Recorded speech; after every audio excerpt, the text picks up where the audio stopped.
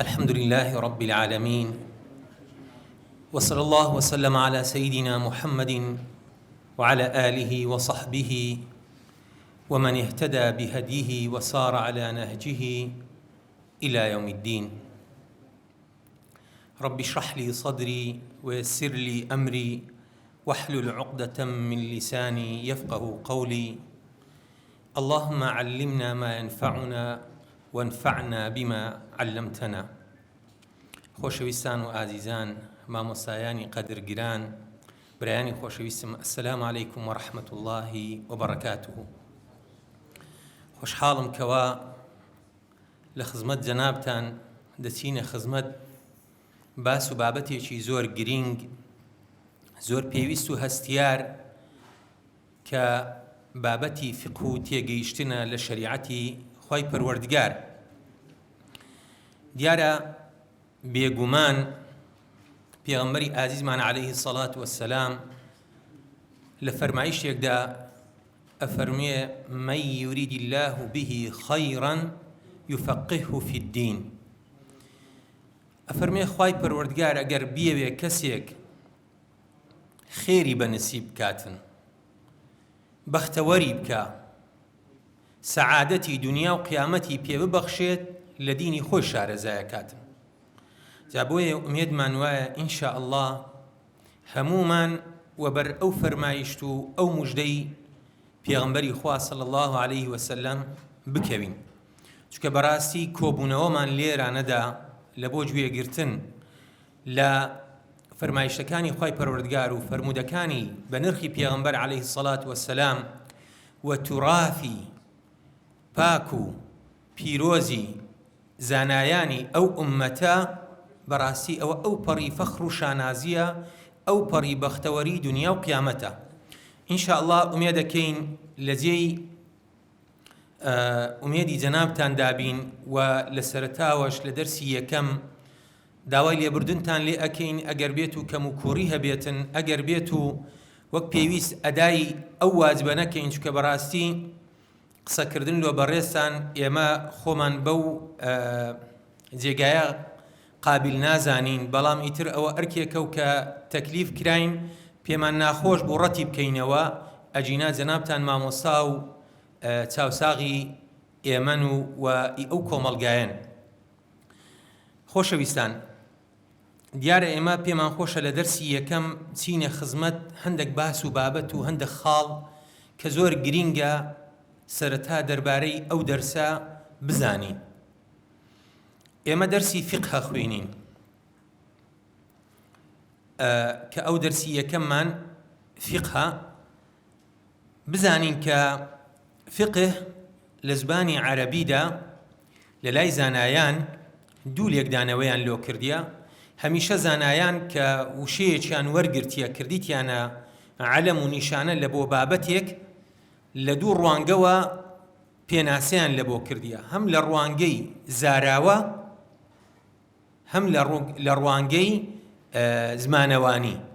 واتە لە ڕوانگەی زمانەوانی تێکڕای خەڵک بە وشەیە چ دەڵێن، و لە ڕوانگەی زاراوە کە پێی دەگوترێ مصطلح، واتە ما اصطلح عليه العلماء على هذه الكلمة، صلحیان لەسەر کردیە کە ئەو شەیە بۆ ئەو شتەیە دابنین، بۆ ئەو زانستەیە، بۆ ئەو بابەتە، بۆ ئەو بڕگەیە لەو زانستە. جا وشەی فقه کە ئێمە دەمانەوێت بچینە خزمەتی لە ڕوانگەی مەذهەبی ئیمامی شافعیەوە ڕەزا و ڕەحمەتی خوای لێ بێ، و لە کتێبی فتح القەریب کە دوایە باسی ئەکەین. فقه لە زبانی عەرەبیدا بە مانای فەهم دێتن، بە مانای تێگەیشتن، کە لە لۆغەی عەرەبیدا فەقوها، فەقیها، فەقەها، واتە بە مثلەثی عین هەرسێکی وارد بووە، واتە تێگەیشتن، فەهم. و لە ڕوانگەی زاراوەی زانایان، واتە لە ئیصطلاحی شەرعیدا، لە مصطلحی شەرعیدا بە مانای چ دێتن؟ معرفة الأحكام الشرعية المتعلقة بأعمال المكلفين وأقوالهم والمكتسبة من أدلتها التفصيلية وهي نصوص من القرآن والسنة. فقه لا مصطلح شرعي دا بمعنى زانين وتيجيشتنا لو أحكام لو بريار شرعياني كوا پەیوەندیدارن بەکار و کردەوەی کەسانێک کەوا مکەلەفن لە ڕوانگەی شەرعیەوە، واتە کە ئێمە لە درێژەی دەرسەکاندا دەگەینە بابەتی مکەلەف و ئەوانە کە چێ مکەلەفە لە ڕوانگەی شەرعیەوە. تەبعاً ئەوانەی کە هەموو مەرجەکانیان تێدا هات نەجێ و تەمەنی بلوغ بوو بێت و ئیتر ئەو بابەتانە کە هەمووی لە درێژەی دەرسەکەدا ئاماژەی پێ ئەکەین، هەم لە ڕووی کار و کردەوە هەم لە ڕووی ئەقوالەوە. و ئەو ئەحکامە شەرعیانەش دیارە لە چووە سەر ئەگرن، لە چووە هەڵێنجراون لە ئەدیلەی تەفسیلی. ئەدیلەی تەفسیلیش مەبەست پێی قورئان و سنەتی پێغەمبەری خوایە صلی الله عليه وسلم.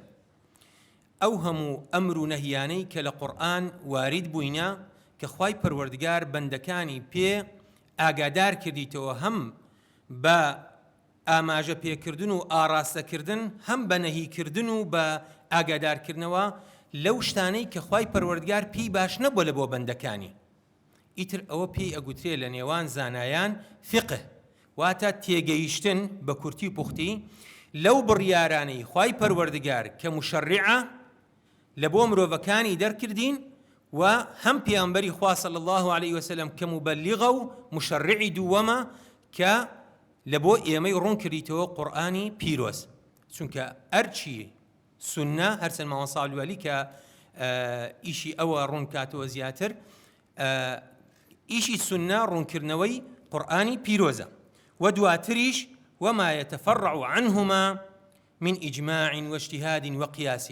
و ئەو بابەتانەی کە زانایان بە سەرچاوەی دوای قورئان و سنەیان دانایە کە ئەحکامی شەرعی لەویش وەرەگیرێتن، ئەوەی متفق عەلەیها ئیجماع و قیاسە دوای قورئان و سنە، و ئەو بابەتانەی دیریش ئەو مەصادرانەی دیکە عەمەلی ئەهلی مەدینە و شەرع من قبلنا و سد الذەرائع و کە هەشت مەصدەری دیکەشمان هەنا لە دوای ئەو چوار مەصدەرانە کە بە هەمووی دەکاتە 12 سەرچاوەی تەشریعی فقهی ئیسلامی.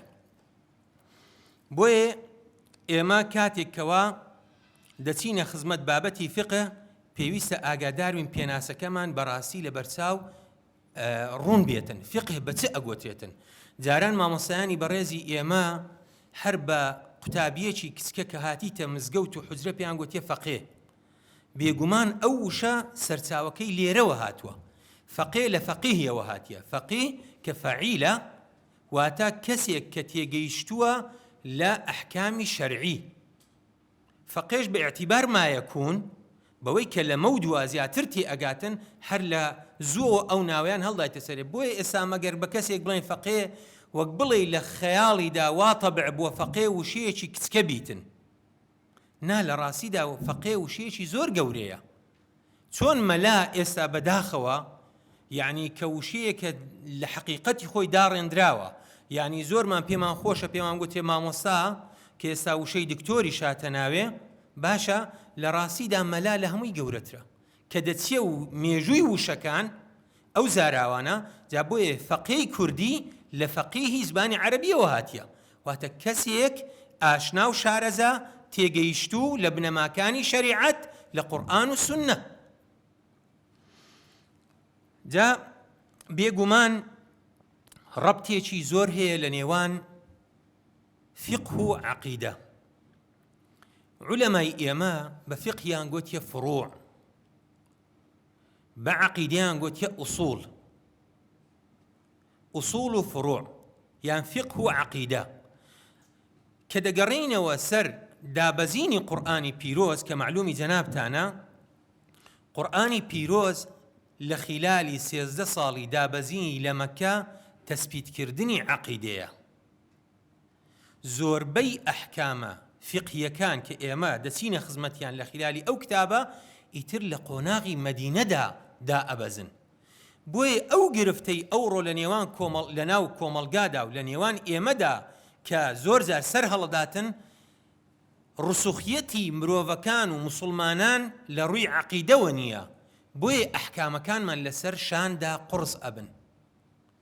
خوای پەروەردگار وەکو بەرنامە و تەدەڕوجێک مرۆڤەکان ئەوانەی کەوە ئاشنا ئەبن بەو دینە لە سەرەتاوە 13 ساڵ تەسبیدی عەقیدە ئەکاتن، ڕسوخیەت لە عەقیدە وەرەگرن، ئەوجا لە قۆناغی مەدینە ئەو بەڕێزانە مهەیە ئەبن لە بۆ تەکلیفی شەرعی.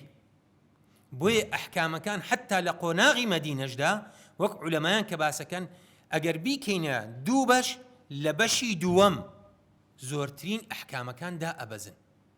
بەڵێ سوورەی بەقەرە کە یەکەم سوورەتە والله ئەعلەم هەر لە مەدینە یەکەم جار کە دا ئەبەزێتن زۆرێک لە ئەحکامەکان تێدایە، بەڵام ئەحکامەکانی کەش دەبینێن لە قۆناغی دواتر کە دا ئەبەزن لۆی ئەو ئینسانانە مکەلەف بن. بۆیە فقه و عەقیدە بەڕاستی دوانن، هەر کاتێک کە ئێمە لە عەقیدەدا ئاشنا نەبووین ئەکرێ بەڕاستی ئەحکامەکانمان لەسەرشان قورس بێتن کە ئەوەش بەڕاستی گرفتێکە ئەوڕۆ ئێمە تێکەتینە و ئەو قسەیە بە بارێکی کەدا ئەگەر لێکی دەینەوە وەک زانایان ئەفەرمون. خۆشەویستان، ئێمە کاتێک بمانەوێتن خەڵکێک مکەلەف بکەین بە هەندێک بڕیاری شەرعی دەبی پێشتر تەسقیفی بکەین و تەوعیەی بکەین و عەقیدەی لەلا ڕوون بکەینەوە، ئەو کاتی کۆمەڵێک ئەحکامی بەسەردا بچەسپێنین.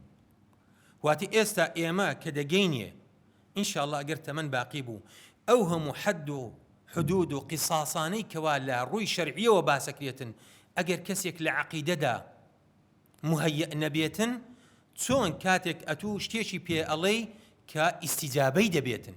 بۆیە خوای پەروەردگار لە زۆرێک لە ئەحکامەکان کەوا بە مرۆڤەکان ڕائەگەینێتن بە یا ئەیها الەذینە ئامەنوو ئەیان دوێنیتن، یعنی پێشتر ئەو بەڕێزە عەقیدەی ڕووچووە لە ناخیدا، بۆیە ئەو جار مهەیەە بۆ جێبەجێکردنی ئەحکامە شەرعیەکان کەوە خاڵێکە بەڕاستی پێویستە ڕنگدانەوەی هەبێتن لەسەر هەمومان کاتێک کەوا دەمانەوێت ببینە مامۆستا و چاوساغی ئەو ئومەتە. ناکرێ یەکسەر ئێمە بمانەوێت حەد و قیساس حەد و حدود لەسەر خەڵکانێک تەطبیق بکەین بەر لەوەی کەوا فەهمێکی جوانیان لە ئیسلام هەبێتن.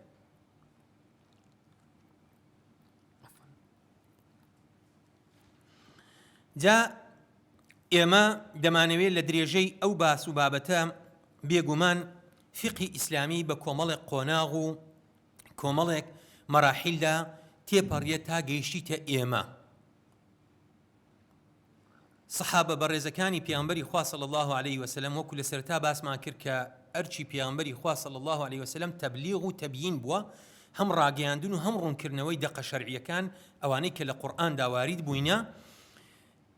دواتر دوای پێغەمبەری خوا صلی الله علیه وسلم ئەو سەحابە بەڕێزانە کە دابەشە بن بەسەر عالەمی ئیسلامیدا، ئیتر مەدرسەی مەککە و مەدرسەی مەدینە و مەدرسەی عێراق و شام و مصر و هەموو ئەو مەدرسانە کۆمەڵێک فوقەها پێ ئەگەینن.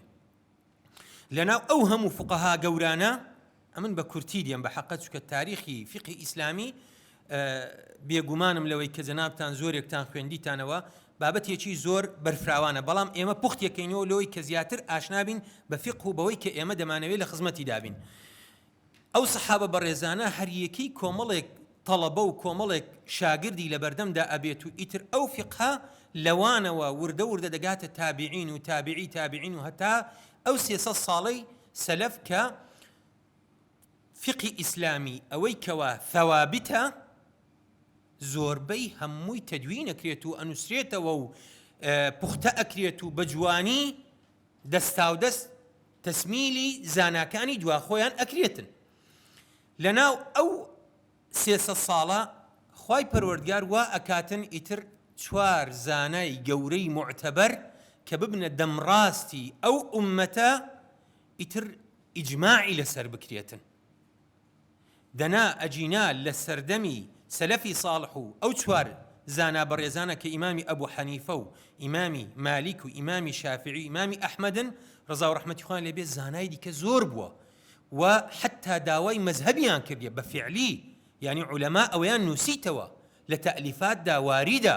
یەک لەوانە ئیمامی تەبەڕی ئیدعای سەر مەزهەبیەتی کردیە و فعلا شایستەش بووە، بەڵام خوای پەروەردگار ئەو قەلەمی قبوولەی کەوا لە بۆ ئەو 4 زانایی لێدایە ئیتر حکمەتەکە لای خوای پەروەردگارە. ئیمامی تەبەری ئەوەی پێ خەڵات نەکرایە. ئێمە ناڵێن زانستەکەی قبوڵ نەبووە، بەڵام پێ خەڵات نەکرایە. سوفیانەکان هەردووچیان، ئیمامی ئەوزاعی، بەڵام لەسەر ئەو چوارانە، ئەو چوارە بەڕێزانە کە بەڕاستی فعلەن پلەی ئەوەیان کاتێک دەچیە خزمەتیان پلەی سەرمەزهەبیەتیان شایستە بووە. ئیمامی ئەبوو حەنیفە کە لە ساڵی 8 کۆچی لە دایکە بێتن لە 150 وفاتە کاتن، ئەو بەڕێزە لە ژیانیدا باس ئەکرێتن کەوا سەحابەی دیتینە، کەواتە تابعیە ڕەزا و ڕەحمەتی خۆیان لێ بێتن. ئیمامی مالیک کە لە ساڵی 93 لە دایکە بیتن لە 200 کە وفاتە کاتن لە 160 شتێکە والله عالم کە وفاتە کاتن. ئیتر ئیمامی مالیکیش بەڵام لە ژیانی ئەودا وارد نییە لە ساڵی لە ساڵی 1970 هیجری کە وفاتە کاتن.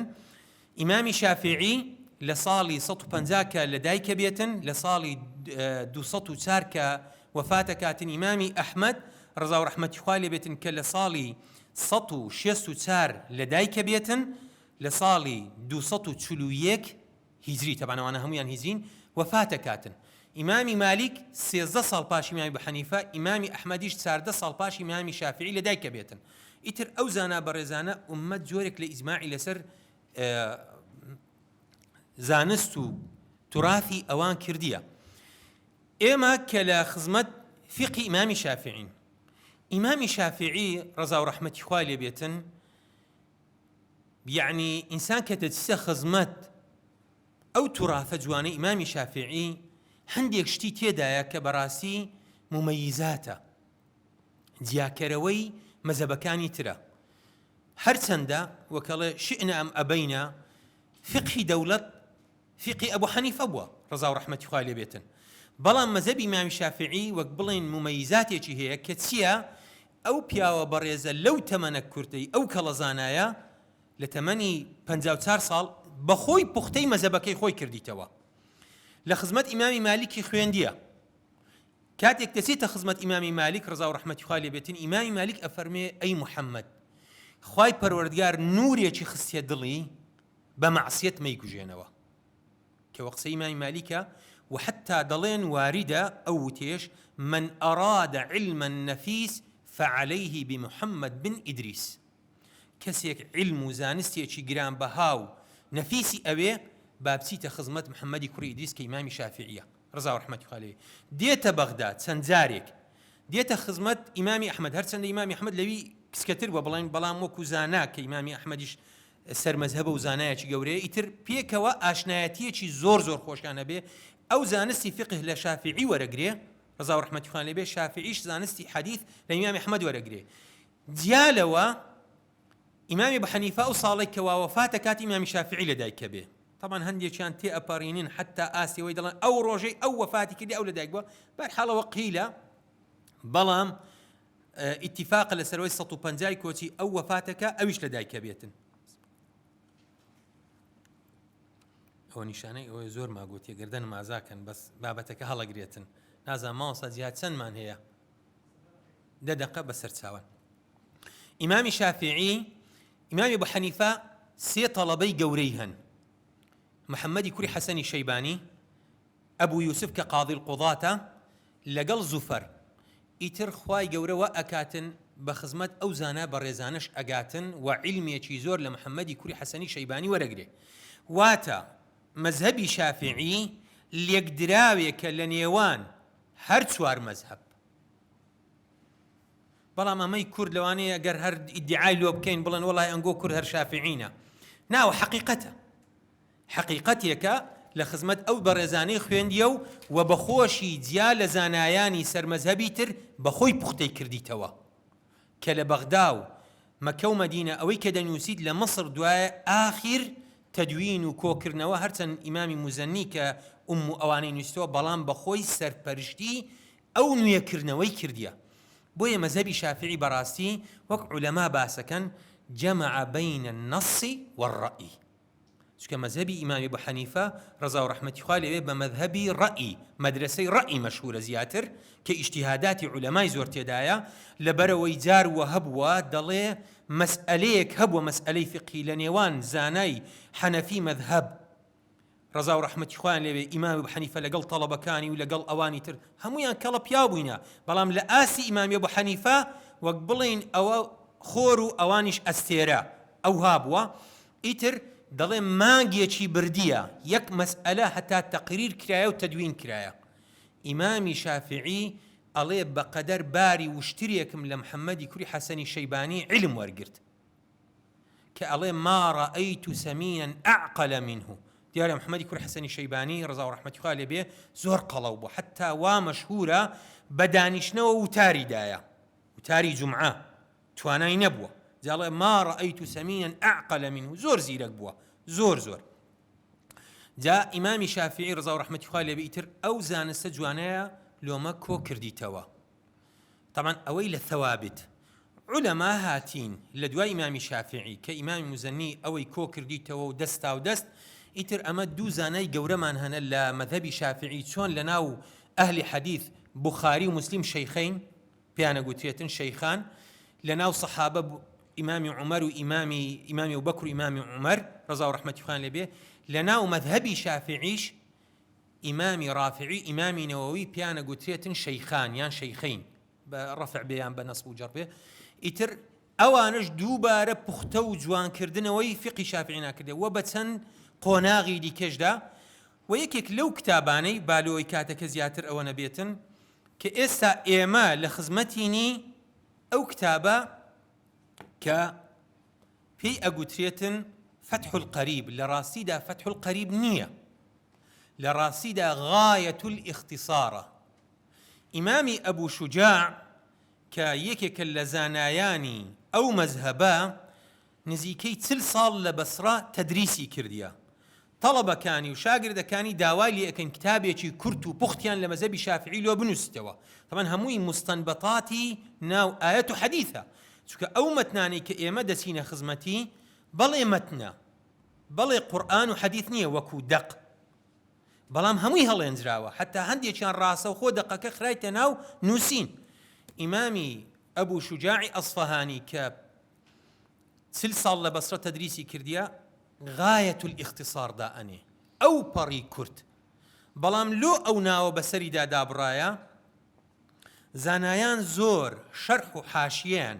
تعلیقیان لەسەر ئەو کتابەدایە تەنانەت هۆندرایتەوە لەبەرەوەی هیچ زانستێک نییە لە زانستی شەرعی لە علومی شەرعی بە هۆندراوە بە مەنظومە نەبێتن و تەنانەت زۆرێک لەو کتابانەی کە نووسراینە زانای دیکە تاقەی ئەدەبی ئەوەندە بەهێز بووە هەر ئەو کتابەی هینایە سەر و ژێر و ڕاستە و چەپی کەتیتە ناوێ هەمووی هۆنیتەوە جا ئەو کتابە غایەت الاختصار زۆر شەرح و شروحی لۆکرایە هۆندرایتەوە یەکێک لەو شەرحە هەرە باشانەی فتح القەریبە فتح القەریب کە محەممەدی کوڕی قاسمی غەزیە بەڵام جەنابتان بڵێن بەس مەتنی غایەت الاختصارتیان پێدرایە ئیتر ئەوە باشترین شەرحە کە باشترین شەرح بووە بوویتە ناو و عەلەم لە بۆ ئەو کتابەی ئەجینا زۆر جار دەڵێن لە خزمەت مامۆسایان چی دەخوێنی وەڵا ئەوە فتح القەریبی دەخوێنیتن لە ڕاستیدا فتح القەریب ناوی کتابەکەی ئەبوو شوجاع نییە بەڵکو غایەت الاختصار واتە ئەو پەڕی کورد بووە کە لەسەر تەڵەبی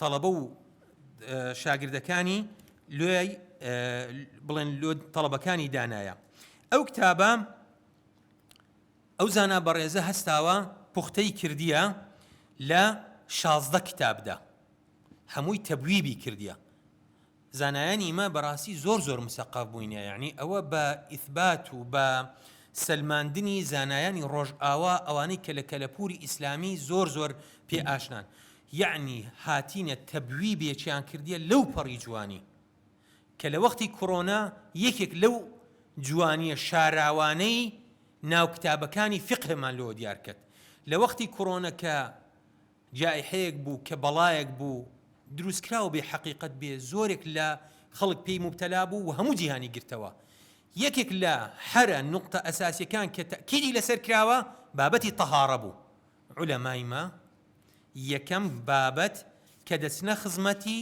لە کتابی فقه ڕاستەوخۆ کتاب الطەهارەیە. واتە ئەوان پێیان وایە زانایان کە قسەیەکی زۆر زۆر معقولە و منطقیە، ئەتوو هەتا پاک نەبی وەک بڵین هێشتا شایستنی بچیە خزمەت ئەحکامەکانی خوای پەروەردگار. دەگەینێ خوای پەروەردگار لە تێکڕای 6236 ئاەتی قورئان تەواو نییە جەماعەت ئەنگۆ ئەهلی قورئانن، والله ئاعلم لە هیچی باسی نوێژ ناکاتن بە تەفسیلی، بەڵام دەبینین زۆر بە جوانی دەست نوێژمان لۆ باسەکاتن. ئەفەرمێت بسم الله الرحمن الرحيم يا أيها الذين آمنوا إذا قمتم إلى الصلاة فاغسلوا وجوهكم وأيديكم إلى المرافق وامسحوا برؤوسكم وأرجلكم إلى الكعبين. هموي باسك بلام نيجمان لو باسناك بفعل أمر بفعل ماضي بفعل مضارع، هموي باسكات يقيمون الصلاة أقاموا الصلاة أقيموا الصلاة، بلام لو من تفاصيل باسناك كوات الطهارة كبابت يجي زور زور جرينجا ئیتر ئەو زانا بەڕێزە و تێکڕای باقی زانایانی تر لە کتاب الطەهارە کە دەستی پێکردیە و بە کتاب العتق کۆتایی پێدەینیتن ئەو کتابە لە 16 باب فقهی ئیسلامی بۆمان باسەکە. بەڵام ئێمە باسی خاڵێکمان کرد گوتمان ئەوانە بابەتێک بوون جۆرێک لە ثەوابیتیان تێدایە، توراثی ئیسلامی مانای ئەوە نییە فقهی ئیسلامی هەر ئەوە بێ، ئەوە توراثە ئەجینا فقه و تێگەیشتنی عولەمایان کۆتایی پێنەهاتیە. ئیجتیهادات هەرچەند زانایان کۆمەڵی قسەیان لەو بابەتە هەیە، بەڵام ئێمە ناچینە تەفاسیلی ئوسولی فقهی ئیسلامی، بەڵام بەردەوامە چونکە گەروانە بێتن کۆمەڵێک بابەتی نوێ دادێتن دەبێ ئێمە بڵین وەڵا ئەبوو شوجاع باسی نەکردیە، یان پێشتر ئیمامی ئەبوو حەنیفە و شافعی ڕزا و ڕەحمەتی خوایان لێبێ باسییان نەکردە. کەواتە وەکو عولەمایانی ئوسوڵ فەرمووتیان إذا ضاق اتسع، هەر کاتێک یەک هاتەوە بەرفراوانە بێکەوە بنسینەیەکی ئوسوڵیە قاعیدەیەکی ئوسوڵیە ناکرێ ئێمە وەکو موسڵمان قەت دەستە پاچە دابنیشین. ئومێ دەکەم کە ئینشاءالله بتوانێت پەیامەکە بگەینین، خوای پەروەردگار لە من و لە ئێوەی قبوڵ کاتن، خوای پەروەردگار ئینشاءالله زیاتر ئاشنامان کاتن بە فقه و شەریعەتی ئیسلامی. والسلام علیکم ورحمة الله وبركاته.